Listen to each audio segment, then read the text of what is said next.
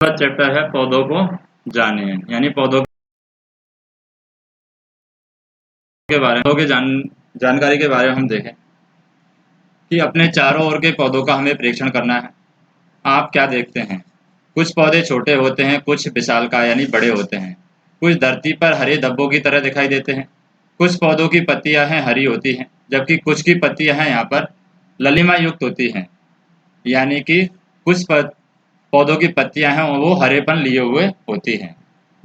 कुछ पौधों के फूल हैं बड़े होते हैं, लाल हैं, कुछ के नीले होते हैं, कुछ पौधों में पुष्प ही नहीं होते हैं।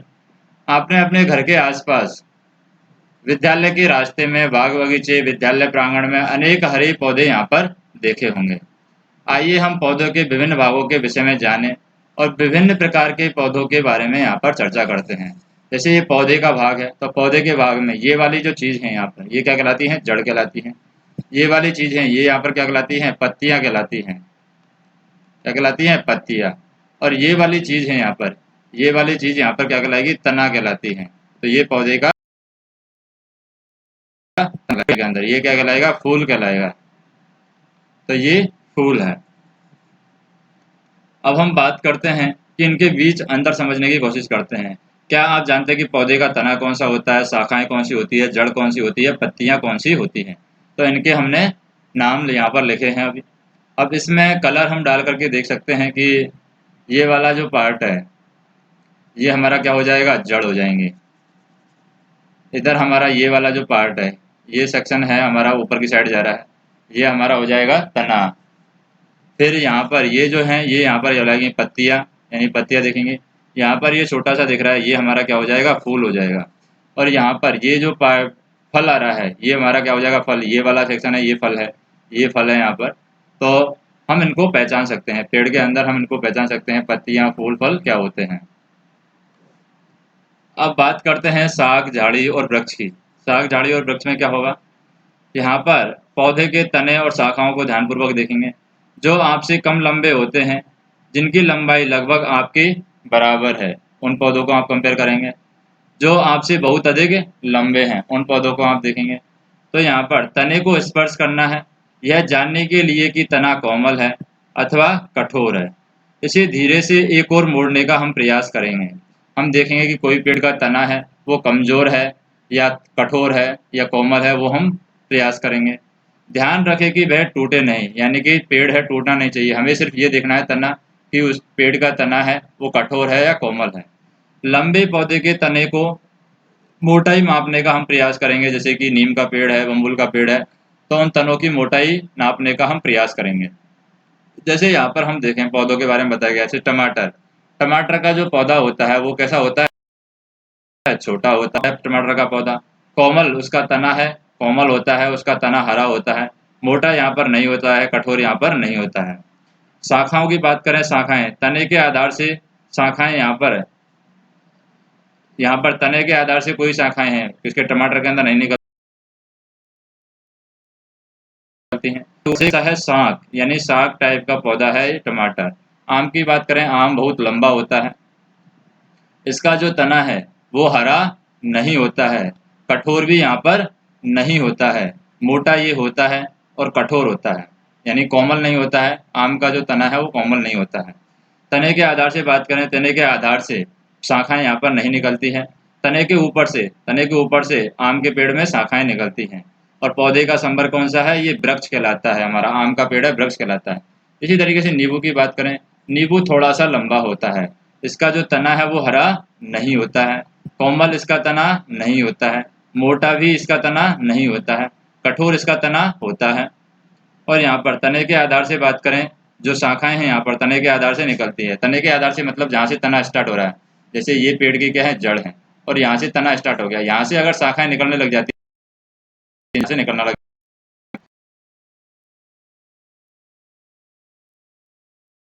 शाखाएं नहीं होती हैं। और पौधे का संवर्ग कैसा है? झाड़ी है। तो इस तरीके से पौधे के बारे में हम बता सकते हैं। तो हमें यह जानना चाहिए कि शाखाएं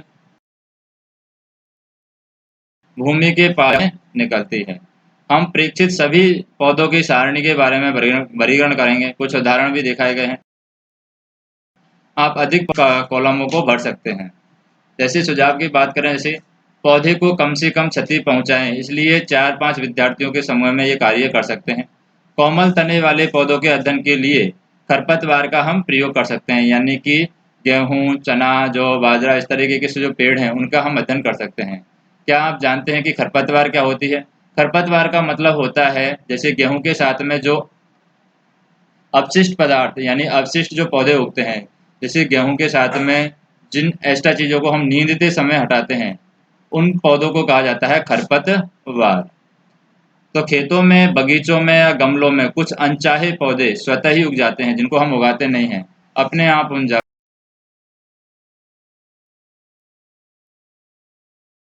उग जाते हैं, खरपतवारों को अलग करते हैं। तो वो हमारी क्या कहलाएंगे? यहाँ पर खरपतवार कहलाती है। अब हम बात करें यहाँ पर, जैसे पेड़ के बारे में बताया गया है। लक्षणों के आधार पर अधिकांशतः पौधों को 3 संवर्गों में वर्गीकृत किया गया है। पौधे क्या होते हैं? शाख होते हैं, झाड़ी होते हैं और वृक्ष होते हैं। तो ये यहाँ पर 3 तरह के पौधे यहाँ पर बताए गए हैं। किसके आधार पर? 3 संवर्गों में इनको बांटा गया है। हरे एवं कोमल तने वाले पौधे क्या कहलाते हैं? शाख कहलाते हैं। जिनका हरा तना होता है, कोमल तना होता है, वो शाख कहलाते हैं। ये सामान्यतः छोटे होते हैं और अक्सर इनमें कई शाखाएं नहीं होती हैं, यानी कि शाख जो पौधे होते हैं उनमें कई शाखाएं यहाँ पर नहीं होती हैं। तो ये लक्षण वृक्ष। अब शाख की हमने बात कर ली, ये शाख के उदाहरण है। शाख कैसा होगा? जैसे ये वाला है, शाख होता है, कहीं कहीं पर शाखाएं हैं, कहीं कहीं पर दूर दूर तक शाखाएं दे रखी हैं। फिर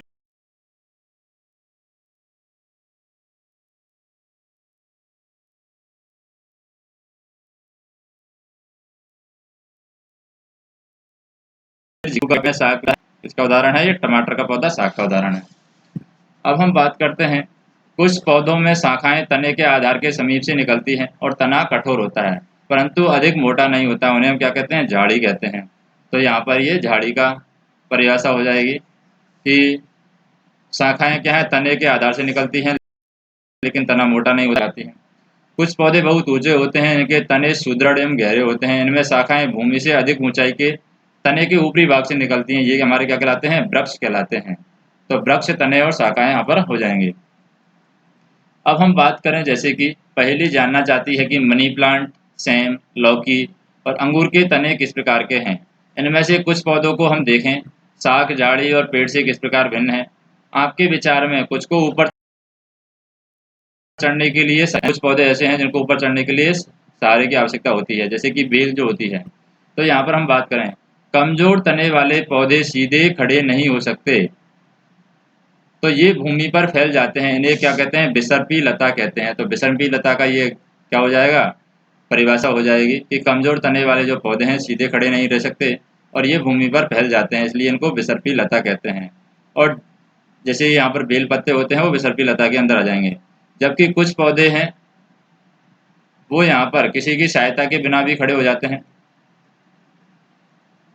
यानी सहायता के से ऊपर चढ़ जाते हैं। उन्हें आरोही पौधे कहते हैं, यानी किसी चीज़ की सहायता। विसर्पी पौधे तो यहाँ पर नीचे फैलते हैं, ये नीचे फैल रहे हैं यहाँ पर। कुछ पौधे हैं जो किसी की सहायता से खड़े होते हैं, जैसे कि यहाँ पर ये दिखाया गया है, ये आरोही लता है। ये विसर्पी लता है जो जमीन में फैलती है, और ये हमारी आरोही लता है जो किसी के सहारे ऊपर चढ़ती है, वो कहलाती है हमारी आरोही लता। तो ये हमारे ऐसे पौधे क्या कहलाएंगे? आरोही पौधे कहलाएंगे, क्योंकि इनके अंदर क्या होगा? ये शाख, झाड़ी या पेड़ों से भिन्न कहलाते हैं। संभवतः, यानी हो सकता है कि आप अपने विद्यालय या घर पर कुछ पौधों की देखभाल करते होंगे। अपने घर अथवा विद्यालय में अपने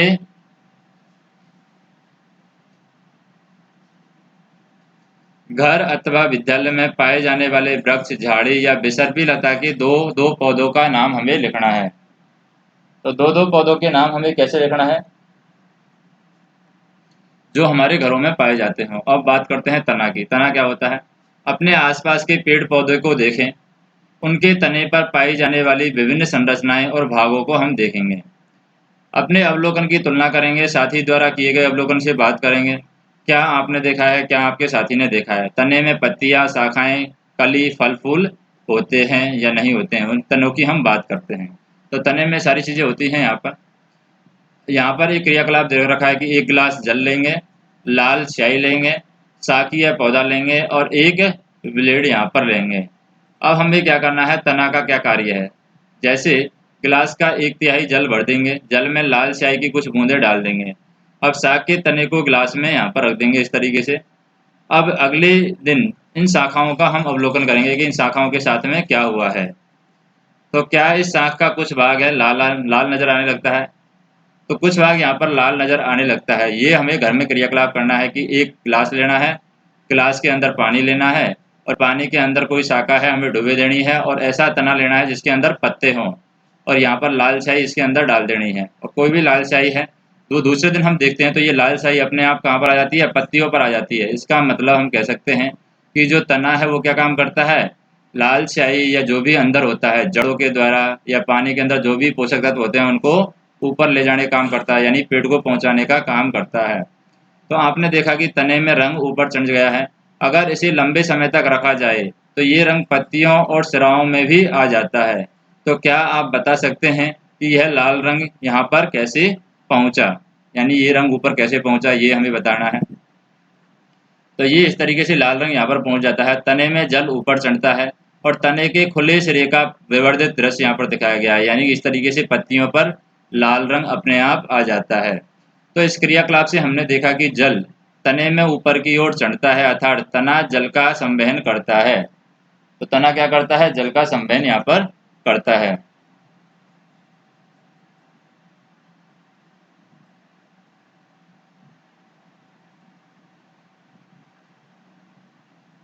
अब तना है, जल का संवहन करता है, तो लाल स्याही की विलीन खनिज और जल के साथ तने में ऊपर ये पहुंच जाता है।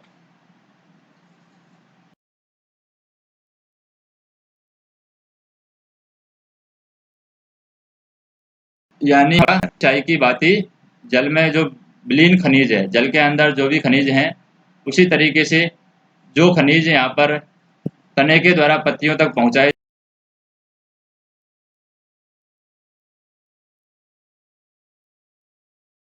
जाते हैं। अब अपने पास के पौधे की पत्तियों को देखकर अपनी नोटबुक में हमें चित्र यहाँ पर बनाना है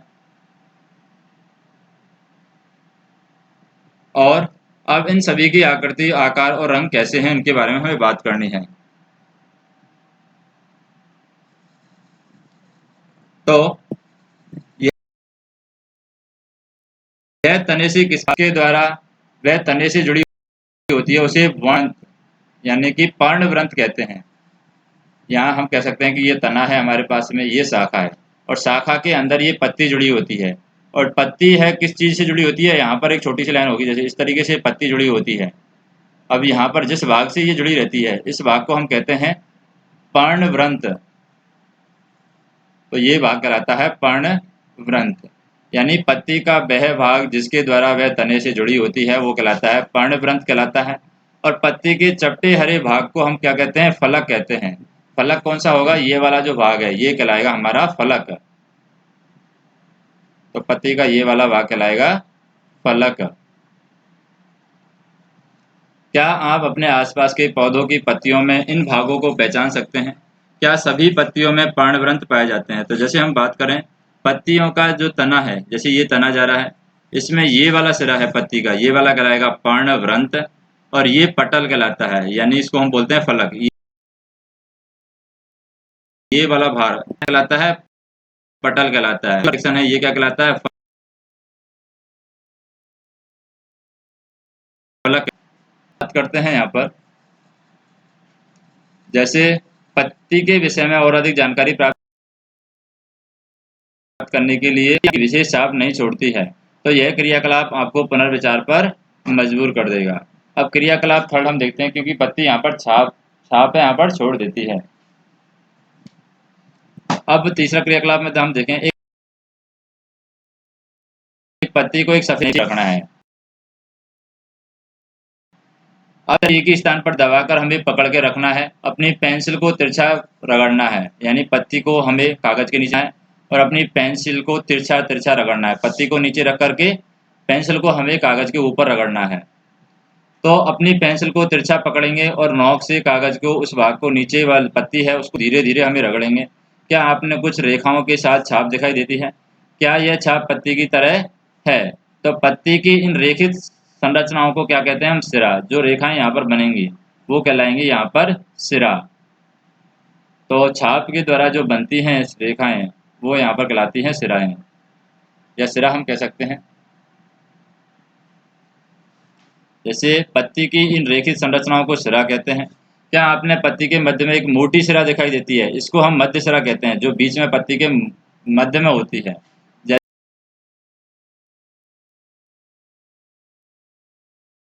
जैसे हम पत्ती बना चक्र रेखा होती है, ये कहलाती है हमारी मध्य सिरा। मध्य सिरा। और यहाँ पर पत्तियों में जो छोटी छोटी सिराएं होती हैं, इस तरीके से सिराएं होती हैं, वो हमारी यहाँ पर क्या कहलाएंगी? सिरा कहलाती हैं सिर्फ। तो पत्तियों पर सिराओं के द्वारा बनाए गए डिजाइन हैं वो क्या कहलाते हैं? सिरा विन्यास कहलाते हैं। तो वो हमारे सिरा विन्यास कहलाएंगे। यदि यह डिजाइन मध्य सिरा के दोनों ओर जाल जैसा है तो सिरा विन्यास जाली का रूपी कहलाता है। तो ये हमें पता होना चाहिए कि सिराओं के द्वारा बनाया गया डिजाइन सिरा विन्यास कहलाता है, और यदि यह डिजाइन मध्य सिरा के दोनों ओर जाल जैसा बनता है तो ये सिरा विन्यास यानी जाली का रूपी कहलाता है। आपने देखा होगा कि घास की पत्तियों में यह सिरा एक दूसरे के क्या होती है? समांतर होती है। यानी घास की पत्तियों में सिरा एक दूसरे के समांतर होती है। ऐसा सिरा विन्यास है समांतर सिरा विन्यास कहलाता है। यानी घास की पत्तियों में कौन सा सिरा विन्यास पाया जाता है? समांतर सिरा विन्यास यहाँ पर पाया जाता है। विभिन्न पौधों की पत्तियों को बिना तोड़े हमें यहाँ पर यह जानने का प्रयास करना है कि सिरा विन्यास इनमें कौन सा है। अब हम क्या करते हैं, आवश्यक सामग्री की बात करें। जैसे कि साग का पौधा लेना है, पॉलीथीन के 2 पारदर्शी थैले हमें लेने हैं और कुछ हमें धागा लेना है। अब क्या करना है, जैसे पत्तियों में शिलान्यास यहाँ पर दिखाया गया है, पत्ती के अंदर शिलान्यास दिखाया गया है। ये जाली का रूपी समांतर यहाँ पर दिखाया गया है। ये तो जाली का रूपी है, ये जो विन्यास है पत्तियों में जाली का रूपी है। और ये घास के अंदर जो विन्यास है ये है समांतर विन्यास, यानी यहाँ पर रेखाएं क्या होंगी? समांतर होंगी। तो ये समांतर विन्यास है। तो इस क्रियाकलाप को हमें दिन में करना है। कौन सा क्रियाकलाप है कि हमें एक साग का पौधा लेना है, पॉलीथीन की 2 पारदर्शी थैले हमें लेने हैं और कुछ हमें क्या लेना है? धागा लेना है। पारदर्शी हमें थैले लेने हैं, उनसे हमें देखना है कि पौधा क्या काम करता है। जब खुली धूप हो तब हमें ये क्रियाकलाप करना है। इस क्रियाकलाप के लिए आपको स्वस्थ भली भांति सिंचित और धूप में रखे हुए पौधे को हमें लेना है। किसी पौधे की पत्ती वाली शाखा को हमें एक पॉलीथीन की थैली से ढककर धागे से बांध देना है, और दूसरी पॉलीथीन की थैली है उसको धागा बांध करके धूप में रख देना है। अब कुछ घंटों के बाद पॉलीथीन की थैली के आंतरिक पृष्ठ को ध्यानपूर्वक हम देखेंगे तो आप देखेंगे कि क्या किसी थैली के अंदर जल की कुछ बूंदें दिखाई देती है। यानी हमारे पास में एक पेड़ होता है, पेड़ के ऊपर हम क्या बांधेंगे? एक प्लास्टिक की हम थैली बांध देंगे, और थैली बांधने के बाद में यहाँ पर थैली को धागे से बांध देंगे नीचे की साइड, ताकि ये थैली है पूरा पेड़ को ढक सके। थोड़ी देर बाद हम देखेंगे 1 डेढ़ घंटे के बाद में, तो यहाँ पर थैली के अंदर हमें जल की बूंदें दिखाई देने लगती हैं। तो ये जल की बूंदें आई कहाँ से? तो किस थैली में जल की बूंदें दिखाई देती हैं? तो आप बता सकते हैं कि यह बूंदें कहाँ से आई हैं। तो वाष्पीकरण के द्वारा ये जल को उड़ाती हैं। क्या कौन उड़ाते हैं? पत्तियां यहाँ पर जल को उड़ाती हैं। तो पारदर्शी कवर में हमें यहाँ पर क्या दिखाई देंगी? जल की बूंदें दिखाई देंगी। और पॉलीथीन की थैली को हमें यहाँ पर क्रियाकलाप के बाद में इस पॉलीथीन की थैली को हटा देना है, क्योंकि ये पेड़ है यहाँ से खराब हो जाएगा अगर हम इसको हटाएंगे नहीं। तो पत्तियां क्या कार्य करती हैं? पत्तियां यहाँ पर जल को उत्सर्जन का काम करती हैं, यानी जल को वाष्प के रूप में उड़ा देती हैं। यहाँ से जड़ों के द्वारा, जड़ों से तने के द्वारा जल पत्तियों तक आता है और पत्तियां उसका वाष्पोत्सर्जन कर दे देती हैं। यानी पत्तियां यहाँ पर वाष्पोत्सर्जन का काम करेंगी। तो हम यहाँ पर कह सकते हैं कि जल की यह बूंदें पत्ती से जल वाष्प के रूप में निकलती हैं। इस क्रिया को हम क्या कहते हैं? वाष्पोत्सर्जन कहते हैं। और इस प्रक्रम के द्वारा पौधे बड़ी मात्रा में जल को वायुमंडल में छोड़ते हैं। अब हम बात करें यहाँ पर, हमने पत्तियों के ऊपर थैली को क्यों बांधा है? तो ये बाष्पोत्सर्जन की दर को देखने के लिए हमने बांधा था। क्या पौधे के बाष्पोत्सर्जन से निकली जल वाष्प को हम अन्यथा देख पाते? अगर हम थैली नहीं बांधते तो हम ये नहीं देख पाते कि जो पौधे की पत्तियां हैं वो पानी निकालती हैं। या फिर बाष्पोत्सर्जन करती हैं। तो हम यहाँ पर यह ध्यान रखना चाहिए कि जल विभिन्न अवस्थाओं में बदल जाता है। क्या आप इसके नाम बता सकते हैं? इस प्रक्रम का नाम बताइए जिसके कारण जल की बूंदें हैं पुनः फैलोतीन की थैली में दिखाई देती हैं। तो ये प्रक्रम कौन सा है? संघनन प्रक्रम है ये, यानी संघनन के द्वारा बूंदें हमें दिखाई देती हैं। पत्तियों के और भी कार्य हैं, इनका हमें अध्ययन करना है। अब दूसरा एक और कार्यकलाप यहाँ पर क्रियाकलाप दे रखा है 5वां नंबर का। क्या दे रखा है? इसमें सामग्री हमें लेनी है, पत्ती लेनी है, स्प्रिट लेनी है, बीकर लेना है, परखनली लेना है, वर्नर लेना है, हमें जल, प्लेट और आयोडीन का विलयन हमें लेना है। परखनली में एक पत्ती हमें रखना है। अब उसमें पर्याप्त मात्रा में हमें स्प्रिट डालना है और जिससे पत्ती है पूर्णतः उसमें डूबी रहे। अब इस परखनली को जल से आधे भरे बीकर में रखना है। बीकर को उस समय तक गर्म करते रहना है जब तक कि पत्ती से हरा रंग पूर्णतः बाहर नहीं निकल जाता। तो अब पत्ती की परखनली को सावधानी पूर्वक हम बाहर निकालकर जल से भली भांति धोएंगे। तो इसे प्लेट में रखकर आयोडीन विलयन की कुछ बूंदें यहाँ पर डालेंगे, यानी पत्ती पर आयोडीन की बूंदें हम डालेंगे। तो क्या आप देखते हैं अपने प्रेक्षण की तुलना में जो खाद्य पदार्थों में विभिन्न पोषकों की उपस्थिति का परीक्षण के समय किए गए प्रेक्षण से करना है हमें।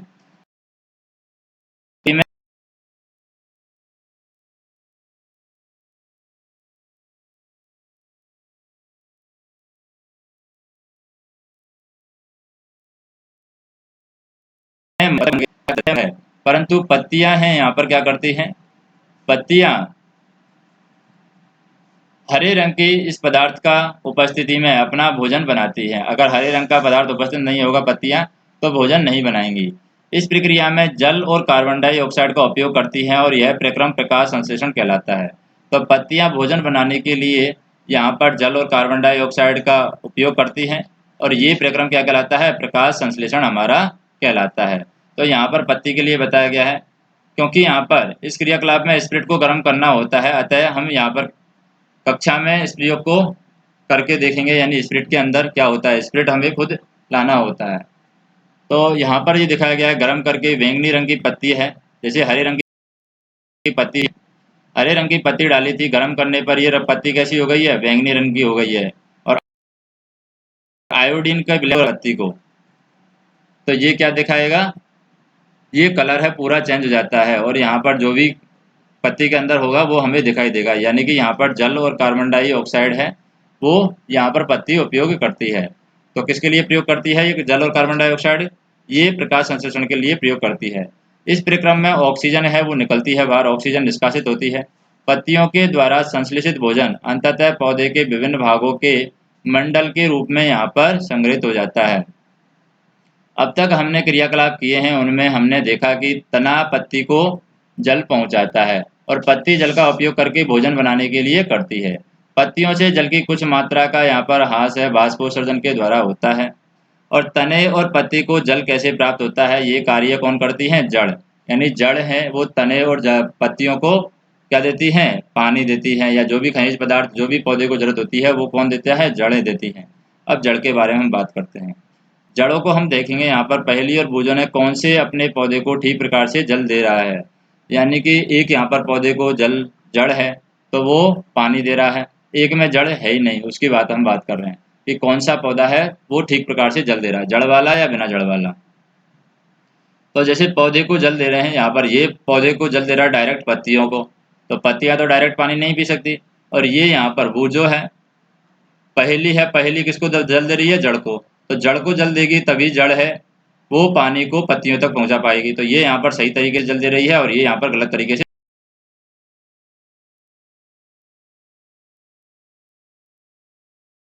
जल दे रही है। अंदर है वो जड़ होती है। आइए हम क्रियाकलाप के द्वारा पौधे के इन भागों के बारे में जानकारी प्राप्त करते हैं। जैसे कि हम 2 गमले लेंगे, कुछ मिट्टी, खुरपी, ब्लेड के समूह में हमें करना है। से बगीचे से किसी खरपतवार के एक जैसे 2 पौधे हमें सावधानी से उखाड़ने हैं। किसके उखाड़ने हैं? खरपतवार के उखाड़ने हैं हमें, वैसे पौधे नहीं उखाड़ने हैं। खरपतवार क्या होती है? जो अनचाहे पौधे उगते हैं बिना जानकारी के या जिनकी हमें जरूरत नहीं होती है, अपने आप उगते रहते हैं, वो कहलाते हैं खरपतवार के पौधे। अब ध्यान रहे कि उनकी जड़ों का कोई क्षति न हो, यानी जड़ों के साथ में उनको उपाड़ना है।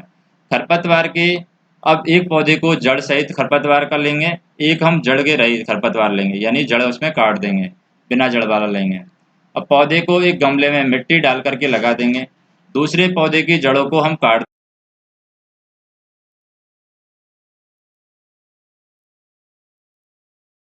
देंगे। क्या दोनों पौधे स्वस्थ हैं? तो दोनों पौधों में नियमित रूप से जल दिया गया, परंतु एक की जड़ नहीं थी। क्या इस क्रियाकलाप में हमने जड़ के एक महत्वपूर्ण कार्य के विषय में जान लेते हैं। तो जिसके अंदर जड़ होगी वो पौधा स्वस्थ होगा, अच्छा होगा। जिसके अंदर जड़ नहीं होगी वो पौधा स्वस्थ नहीं होगा, क्योंकि जड़ ही क्या करती है, पानी पहुंचाने का काम करती है पौधे को, तने को और पत्तियों को। लेकिन यहाँ पर पानी नहीं पहुंचेगा तो पौधा स्वस्थ नहीं रहेगा और पौधा क्या हो जाएगा, खत्म हो जाएगा। तो यहाँ पर हम एक और क्रियाकलाप देख सकते हैं, किसके लिए, मक्का और चने के बीजों के साथ में। रुई, कटोरी और जल हम ले लेते हैं। यहाँ पर मक्का और चने के बीजों के साथ में क्रियाकलाप करेंगे। 2 कटोरियाँ लेंगे, उनमें भीगी हुई रुई हम रख देंगे। तो हम रुई रख देंगे। एक कटोरी में चने के 3-4 बीज रख देंगे और दूसरी में मक्का के दाने हम रख देंगे। जल डालकर रुई को हमेशा नम रखिए जब तक कि नहीं बन जाए। नबूद एक तो हमने लिया है, चना लिया है, और दूसरा क्या लिया है हमने, मटर लिया है यानी मक्का लिया है। और दोनों का पौधा हमें यानी दोनों को नवोद्भिद करना है। नवोद्भिद मतलब उसमें से दाने दाने से लाइन से निकलने लग जाती हैं, वो कहलाता है नवोद्भिद या अंकुरित होता है। तो जल डालकर रुई को हमेशा इस तरीके से गीला रखना है कि बीज अंकुरित होकर नवोद्भिद नहीं बन जाए। 1 सप्ताह बाद उन्हें खींचकर रुई से बाहर निकालने का हम प्रयास करेंगे। क्या नवोद्भिद सरलता से रुई से बाहर खींचा जाता है? तो हमने यहाँ पर देखा कि हम पौधे को भूमि से खींचकर आसानी से नहीं निकाल पाते, उन्हें मिट्टी खोदकर निकालना पड़ता है। क्योंकि जैसे रुई है, रुई के साथ में नवोद्भिदों को डायरेक्ट हम नहीं खींच सकते हैं क्योंकि वो इसके चिपक जाएंगे। इसलिए हम कहते हैं कि मिट्टी को खोदकर हमें पौधे को निकालना चाहिए, हम डायरेक्ट पौधे को नहीं खींच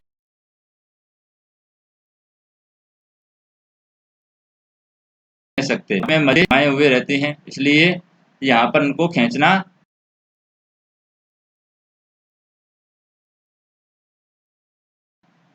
जो मक्का है वो भी यहाँ पर उगने लगती है। तो इन्हें मिट्टी के पौधों का क्या कहते हैं, स्थिरांक कहा जाता है। तो इन्हें मिट्टी पौधे की जड़ें मिट्टी में जुड़ी हुई रहती हैं, तो ये क्या कहलाएंगी, मिट्टी के पौधे का स्थिरांक कहलाती हैं। अब हम बात करें, आपने देखा कि तने और पत्तियां विभिन्न प्रकार की होती हैं। क्या जड़ों में भी विविधता दिखाई देती है, यानी जड़ें भी अलग अलग प्रकार के होते हैं। तो जड़ भी बड़े पौधों की बड़े जड़ें होती हैं, छोटे पौधे की छोटे जड़ें होती हैं। तो ध्यानपूर्वक परीक्षण कीजिए। अब चने के पौधे को जड़े को देखिए, क्या यह चित्र है यहाँ पर समान दिखाई देता है। तो चित्र की तरह हम देखें मक्का के पौधे की जड़ें कैसी हैं। मक्का के पौधे की जड़ें यहाँ पर अलग हैं, जैसे मक्का का पौधा है इसकी जड़ें अलग हैं। और किसके पौधे की जड़ अलग हैं, यहाँ पर खाली स्थान में मक्का और चना डालना है। तो चना कौन सा है, मक्का कौन सा है। ये पहला है, ये वाला मक्का की जड़ है और ये वाला है चना की जड़ है। तो ये दोनों की जड़ यहाँ पर अलग अलग हैं। जैसे कि मक्का की लंबी जा रही है, चने की यहाँ पर यहीं पास में रह रही है। तो दोनों जड़ें 2 प्रकार की होती हैं। क्या जड़ों के कुछ और भी प्रकार हम बता सकते हैं। जैसे खुले मैदान में जाइए, वहाँ बहुत से खरपतवार उग रहे होंगे। कुछ खरपतवार पौधे को मिट्टी खोद कर देखिए, जड़ों से मिट्टी धोकर अलग कर उनका निरीक्षण कीजिए। क्या आपने ध्यान दिया कि सभी खरपतवार पौधे की जड़ें यहाँ पर तरह की हैं, एक तरह की हैं या फिर अलग अलग तरह की दिखाई दे रही हैं। अब हम देखें जैसे कि मूसला जड़, ये क्या कहलाती है, ये मूसला जड़ का उदाहरण है। और ये यहाँ पर बहुत सारी जड़ें यहाँ पर फैली हुई हैं, ये क्या कहलाती हैं, रेशेदार जड़ें कहलाती हैं, यानी रेशेदार जड़ का उदाहरण है। तो जिन पौधों की जड़ें यहाँ पर इस तरीके से दिखाई दे रही हैं वो कहलाती हैं जड़ें। तो मुख्य जड़ को यहाँ पर मूसला जड़ कहा जाता है। तो मूसला जड़ क्या होती है, जो मुख्य जड़ होती है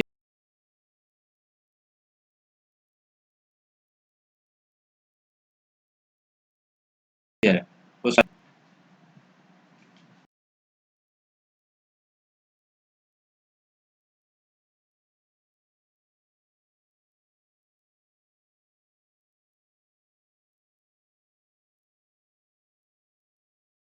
अगर ये जड़ नहीं, और छोटी जड़ों को यहाँ पर पार्श्व जड़ कहते हैं।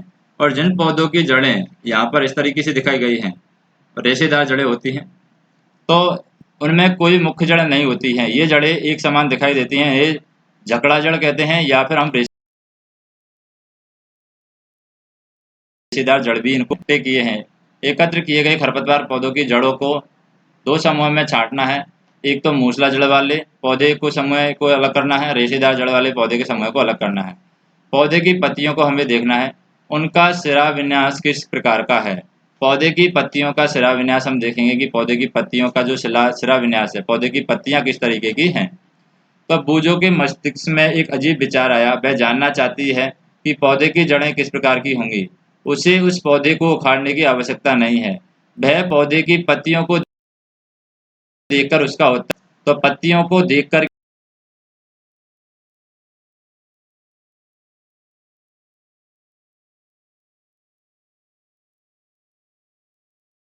के हम तो पत्तियां देखकर भी हम बता सकते हैं कि इस पौधे की जड़ कैसी होंगी।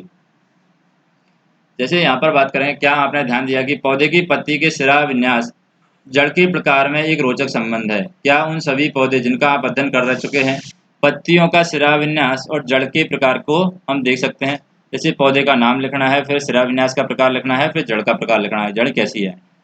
तो यहाँ पर हमने देखा कि जड़ें मिट्टी से जल का अवशोषण करती हैं और तना जल और खनिजों की पत्ती एवं पौधे के अन्य भागों तक पहुंचाता है। यानी तना क्या काम करेगा, जल और खनिज को पत्तियों एवं पौधे के अन्य भागों तक पहुंचाएगा।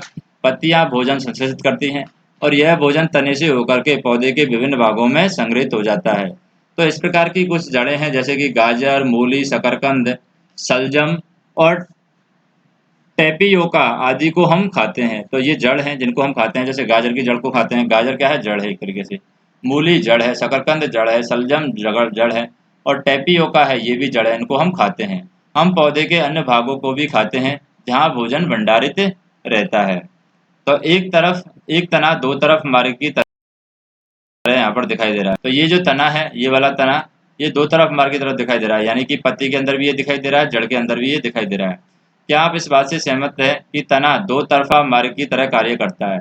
यानी तना पहले तो जल ले जाएगा पत्तियों के लिए और फिर पत्तियां जो भोजन बनाएंगी उस भोजन को पेड़ के लिए ला कर देगा। तो ये क्या काम कर रहा है, दो तरह का काम कर रहा है। पहले तो जल ले जा रहा है और फिर भोजन ला रहा है पेड़ के लिए। तो ये दो तरफ का काम कर रहा है तना। हम देख सकते हैं कि तने से कौन से पदार्थ ऊपर की ओर जाते हैं। तो जल और खनिज ऊपर की तरफ जाते हैं, कौन से हैं वो नीचे की तरफ आते हैं। तो जो भोजन पत्तियों ने बनाया है वो तने से नीचे की तरफ आते हैं। हम पुष्प की संरचना का यहाँ पर अध्ययन करते हैं। पुष्प क्या होता है। जैसे गुलाब के पौधे के तीन आरेख यहाँ पर बताए गए, पहचान सकते करने के लिए आपने किन रंगों का प्रयोग किया है। क्या सभी पुष्प रंग बिरंगे हैं। जैसे कि यहाँ पर हम देखें, गुलाब है, गुलाब का पौधा है, रंग बिरंगी है। यहाँ पर जैसे कि इसमें पुष्प ही नहीं है। बी के अंदर हम देखें, पत्ती विहीन शाखा है,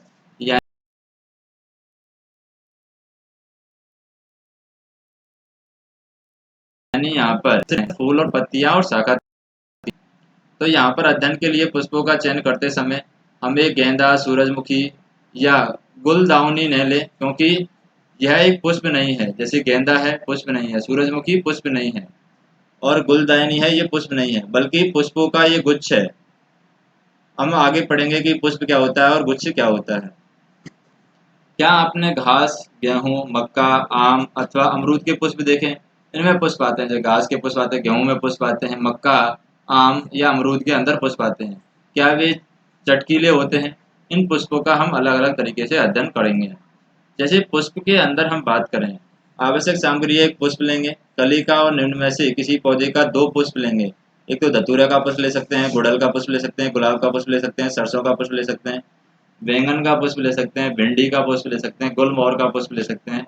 एक ब्लेड लेंगे, स्लाइड और कागज लेंगे, आवर्धक लेंस और जल हम लेंगे यहाँ पर। अब जैसे को जो बाहरी दल है, ये पुष्प का बाहर का आवरण होता है, ये कहलाता है बाहरी दल। और ये पंखुड़ियाँ होती हैं पुष्प की, यानी पुष्प खुलने के बाद में जो होती हैं वो क्या होती हैं, पंखुड़ियाँ होती हैं। तो पुष्प कलिका या पुष्प की बात करें, खिले हुए पुष्प का प्रमुख भाग कौन सा है। तो प्रमुख भाग कौन सा होता है, ये ब्रह्मदल होता है। यह पुष्प की पंखुड़ियाँ, यह खिले हुए भाग का जो मुख है वो क्या होता है, पुष्प की पंखुड़ियाँ होती हैं। यानी हम कह सकते हैं ये खुले हुए पुष्प का मुख्य भाग है। तो खिले हुए पुष्प का पुष्प की पंखुड़ियाँ हैं, पंखुड़ियाँ अलग होती हैं, यानी उनकी पंखुड़ियों का रंग यहाँ पर अलग अलग होता है।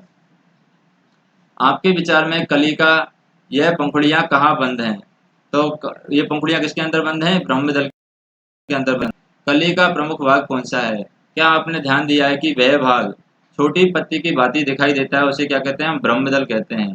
तो ये यहाँ पर क्या कहलाएगा? ब्रह्मदल कहलाएगा। जहाँ पर ये कलिका है वो लगी रहती हैं, यानी पंखुड़ियाँ पहले चिपकी रहती हैं, वो कहलाता है ब्रह्म भाग।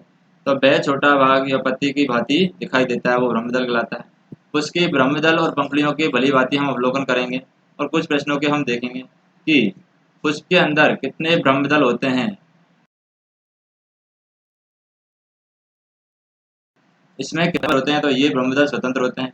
ब्रह्मदल और पंखुड़ियाँ किन रंगों की हो सकती हैं? तो अलग अलग रंगों की हो सकती हैं। आपके फूल में पंखुड़ियों की संख्या कितनी है वो हम गिन सकते हैं। क्या वे एक दूसरे से जुड़ी होती हैं? पंखुड़ियाँ आपस में ब्रह्मदल के द्वारा एक दूसरे से जुड़ी हुई होती हैं और स्वतंत्र भी होती जुड़ी हुई होती हैं, नीचे की साइड स्वतंत्र नहीं होती हैं। क्या जुड़े हुए ब्रह्मदल वाले पुष्प की पंखुड़ियाँ अलग अलग हैं या संयुक्त है? तो जुड़े हुए ब्रह्मदल वाले पुष्प की पंखुड़ियाँ हैं, जुड़ी हुई होती हैं, यानी यहीं से यहाँ पर पंखुड़ियाँ निकलती हैं एक ही जगह से। अब हमें क्या करना, आगे पुष्पों का हमें परीक्षण करना है कि गुलाब है, गुलाब के ब्रह्मदल संख्या और उनके रंग हैं अनेक होते हैं। रंग और उनकी संख्या यहाँ पर 5 रंग होते हैं। ब्रह्मदल से जुड़े होते हैं, स्वतंत्र होते हैं, यहाँ पर कनेक्ट गुलाब के बारे में नहीं होते हैं। पंखुड़ियाँ जुड़ी हैं अथवा स्वतंत्र हैं तो यहाँ होती हैं। पुंकेसर स्वतंत्र अथवा पंखुड़ी से जुड़े हुए होते हैं, तो ये स्वतंत्र होते हैं पुंकेसर। स्त्री केसर उपस्थित होता है, अनुपस्थित होता है, तो स्त्री केसर यहाँ पर उपस्थित होता है, किसके अंदर? गुलाब के अंदर। तो विद्यालय या किसी बगीचे में जाकर के विभिन्न पुष्पों का हम अध्ययन कर सकते हैं। अपने प्रेक्षण इन सारणी में लिखें। इस सारणी के अंतिम 2 कॉलम हम भर सकते हैं, जैसे कि पुंकेश्वर पंखुड़ी से जुड़े हैं या स्त्री केसर उपस्थित है या नहीं है। आप पुष्प के आंतरिक भाग को स्पष्ट रूप से कब देख सकेंगे? जब पंखुड़ी जुड़ी हो अथवा जब स्वतंत्र हो। तो पंखुड़ी जुड़ी होगी तब हम देख सकते हैं। उदाहरण के लिए धतूरे और अन्य की हम बात करें तो ये घंटाघर का पुष्प दिखाया गया। घंटाघर का पुष्प है, इसको होता है और ये पंखुड़ियां यहाँ पर खुली हुई नहीं होती हैं। तो घंटाघर के पुष्प की पंखुड़ियों को लंबाई में काट करके आप पुष्प के आंतरिक भागों को स्वतंत्र रूप से देख सकते हैं। पुष्प के आंतरिक भागों को स्पष्ट रूप से देखने के लिए ब्रह्मदल और पंखुड़ियों को हटा दीजिए और ध्यान से देखिए। अपने पुष्प में पुंकेसर और स्त्री केसर को पहचानिए। पुंकेसर क्या होता है? बाहर का जो एरिया होता है, पुंकेसर के भाग होते हैं। तो यहाँ पर पराग कोश स्टार्ट होता है, वो पराग केस होता है, और जो यहाँ पर तंतु होता है वो पुष्प जहाँ से स्टार्ट होगा वो कहलाएगा तंतु।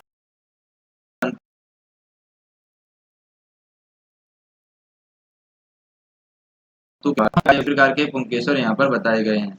पुष्प के भाग की बात करें, जो सेंटर में होता है वो होता है स्त्री केसर, और स्त्री केसर के चारों तरफ जो होता है वो होता है पुंकेश्वर, और पुंकेसर के ऊपर वाला जो भाग होता है वो कहलाते हैं हमारे पुष्प के अंदर।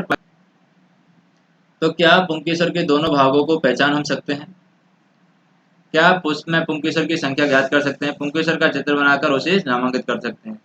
तो पुष्प के केंद्र के स्थित भाग को स्त्री केसर कहते हैं, यानी पुष्प के जो केंद्र में जो भाग होता है उसको हम कहते हैं स्त्री केसर, यानी सेंटर में जो भाग होगा पुष्प का वो कहलाएगा स्त्री केसर। यदि आप इसे पूरी तरीके से नहीं देख पा रहे हैं तो पुंकेसर को हटा दीजिए और उसकी सहायता से स्त्री केसर के भागों को हमें पहचानना है। अब जैसे पुंकेसर के भाग हैं, इसमें पराग कोश आ गया और पराग कोश के साथ में ये तंतु भी यहाँ पर जुड़ा हुआ है, यानी तंतु भी यहाँ पर दिया हुआ है। अब हमें क्या करना है, यहाँ पर जैसे स्त्री केसर के भाग बताए गए हैं। स्त्री केसर में 3 चीजें होती हैं। एक तो अंडाशय होता है, जैसे स्त्री केसर का जो भाग है अंडाशय। एक ऊपर वाला जो भाग है वो कहलाता है वर्तिकाग्र। तो ये पुष्प के अंदर ही होता है, स्त्री केसर के अंदर वर्तिकाग्र, और जो जिससे जुड़ा रहता है अंडाशय और वर्तिकाग्र जिससे जुड़े रहते हैं वो कहलाएगा वर्तिका। तो ये हम पुष्प लेकर के इसका अध्ययन कर सकते हैं। अपने पुष्प के स्त्री केसर का स्वच्छ हमें चित्र बनाना है। तो ये चित्र यहाँ पर स्त्री केसर का है। आप एक पुष्प के अंडाशय की संरचना का अध्ययन कर सकते हैं। यह स्त्री केसर का सबसे निचला और फूला हुआ भाग होता है अंडाशय। इसकी आंतरिक संरचना के अध्ययन के लिए इसे काटना पड़ता है, और यह जानने के लिए कि अंडाशय को किस प्रकार काटा जाए हम यहाँ पर देख सकते हैं कि अंडाशय को किस तरीके से काटना है। ब्लेड की सहायता से इस अंडाशय को इस तरीके से काटना है, पत्ती से हम इसको अंडाशय का एक स्लाइड या प्लेट पर रख करके इसको 2 प्रकार से काट सकते हैं। एक तरीके से जिसे डायरेक्ट काट सकते हैं और एक यहाँ पर सीधा काटा जा सकता है। तो अंडाशय का कर्तन है, ये अनुदैर्घ्य काट दिखाया गया है, यानी कि सीधा हम काट देते हैं, और ये यहाँ पर अनुप्रस्थ काट दिखाया गया है। तो दो तरीके से इस अंडाशय को काट कर हम देख सकते हैं कि इसके अंदर क्या है। तो जैसे दो तरीके से काटेंगे, यहाँ पर सीधा काटेंगे तो हमें बीजांड दिखाई देगा, क्या देगा, बीजांड। और तिरछा काटेंगे तब भी हमें पुष्प के अंदर यहाँ पर दिखाई देते हैं बीजांड। तो अंडाशय की आंतरिक संरचना में लंबाई में काटा है तो अभी हमें बीजांड दिखाई दिया है, और अनुप्रस्थ में काटा है तब भी हमें ये बीजांड यहाँ पर दिखाई दिया है। तो अंडाशय की काट को सूखने से बचाने के लिए प्रत्येक काट पर जल की बूंदें हमें रखना है, और आवर्धिक लेंस की सहायता से हम अंडाशय की आंतरिक रचना की अध्ययन करते हैं। क्या आपको अंडाशय में छोटी छोटी गोल संरचनाएं दिखाई देती हैं? ये कहलाते हैं बीजांड, यानी कि हम अंडाशय को काटते हैं तो रचनाएं। अब अंडाशय के आंतरिक भाग को अपनी नोटबुक में चित्र बना सकते हैं। कुछ और पुष्पों का अध्ययन करने के लिए अपने अध्यापक द्वारा विद्यालय या किसी पार्क में के बगीचे में जाकर के आप पुष्पों का अध्ययन कर सकते हैं। अच्छी तरह की आवश्यकता से अधिक पुष्प यहाँ पर नोटबुक में कुछ अपनी सारणी बना लीजिए, और उनके आधार पर प्रश्नों के उत्तर देना है, जैसे कि क्या सभी फूलों में ब्रह्मदल होता है, पंखुड़ी होती है, पुंकेसर होता है, स्त्री केसर पाए जाते हैं? क्या पुष्प ऐसे ही भी हैं जिनमें पुष्पांगों में कोई भाग नहीं पाया जाता है? कुछ किसी फूल में इससे अलग भाग भी पाए जाते हैं। क्या आपने कभी ऐसे पुष्प देखे हैं जिनमें ब्रह्मदल और पंखुड़ी समान दिखाई देते हैं? क्या कोई पुष्प ऐसा भी है जिसमें ब्रह्मदलों की संख्या पंखुड़ियों की संख्या के समान हो? क्या आप इस बात से सहमत हैं कि सभी पुष्पों की संरचना सदैव एक जैसी नहीं होती है, सभी पुष्पों की संरचना अलग अलग होती है? विभिन्न पुष्पों में ब्रह्मदल, पंखुड़ी, पुंकेसर और स्त्री केसर की संख्या में अंतर हो सकता है। कुछ पुष्पों में इनसे कुछ भाग हैं अनुपस्थित भी हो सकते हैं। तो आपने पत्ती, तना, जड़ के लक्षण और कुछ कार्यों के विषय में पढ़ा है। इनके विभिन्न पुष्पों की संरचना का अध्ययन किया है। आप पुष्पों के कार्य के विषय में अगली कक्षा में यहाँ पर पढ़ेंगे। जैसे कि इस आरोही क्या होता है, जो तने, जिनके बेलों के तने कमजोर होते हैं तो वो किसी का सहारा लेके ऊपर चढ़ती हैं। संवहन क्या होता है, हम जो पानी है ले जाते हैं ऊपर, या फिर पानी की बूंदें हैं वो हम थैली जब पेड़ के ऊपर बांध देते हैं तो संवहन के द्वारा पानी की बूंदें दिखाई देती हैं। विसर्पित जड़ से जड़ निकलती है। साग हमारा क्या हो जाएगा, नॉर्मल पौधा टाइप में हो जाता है वो। पार्श्व जड़ होती है, और एक हमारी मध्य सिरा यानी पत्ती के सेंटर वाली चीज। विन्यास पत्ती के चारों तरफ का सिरा होता है। बीजांड हम अंडाशय को काटते हैं, यानी कि स्त्री केसर के अंदर जो काटते हैं उससे हमें मिलता है बीजांड। पर्णव्रत होता है, पत्ती जिससे जुड़ी रहती है। प्रकाश संश्लेषण पत्ती के द्वारा भोजन बनाने की प्रक्रिया। स्त्री केसर हमने देखा है। जालिका रूपी शिरा विन्यास हमने देखा है। ब्रह्मदल क्या होता है, बाहर का सिरा। झाड़ी हमने देखा है। पुंकेसर मूसला मूठ जड़ होती है, यानी कि मूसला जड़ होती है, इनको हम खाते हैं। बाष्पोत्सर्जन यानी पेड़ की जो पत्तियां हैं जिसके द्वारा जल विसर्जन करती है वाष्पोत्सर्जन कहलाता है। वृक्ष बड़े पेड़ होते हैं। सिरा हमारी क्या करती हैं, ये घासों में पाया जाता है। पंखुड़ियां यहाँ पर दिखाई देती हैं, इसके अंदर पुष्प के अंदर पंखुड़ियां दिखाई देती हैं। तो सामान्यतः पौधे का वर्गीकरण उसकी ऊंचाई, तने और शाखाओं, शाख, झाड़ी और वृक्ष के रूप में किया जाता है। तने पर पत्तियां, पुष्प और फल होते हैं, फलक होते हैं। पत्ती में सिराओं का प्रतिरूप शिलाविन्यास कहलाता है, और यह जालिका रूपी या समांतर भी हो सकता है। पत्तियां बाष्पोत्सर्जन की क्रिया के द्वारा जल वाष्प को वायु में निष्कासित करती है। हरी पत्तियां सूर्य के प्रकाश को उपस्थिति में वायु और जल से प्रकाश संश्लेषण की क्रिया द्वारा भोजन बनाती है। जड़ें मिट्टी से जल और खनिज पदार्थों का अवशोषण करती हैं, और पौधे को मिट्टी में दृढ़ता से जमाए रखती हैं। जड़ें मुख्यतः दो प्रकार की होती हैं, एक तो मूसला जड़ें होती हैं, एक रेशेदार जड़ें। जालिका रूपी शिलाविन्यास युक्त पत्तियां द्वारा या पत्तियां वाले पौधे को जड़ें मूसला जड़ कहलाती हैं, जबकि समांतर शिलाविन्यास युक्त पत्तियां वाले जब पौधे को जड़ें हैं वो रेशेदार जड़ें यहाँ पर कहलाती हैं। तने के द्वारा जड़ों से पत्तियां को जल पहुंचता है, और पत्तियों से भोजन है पौधे के अन्य भागों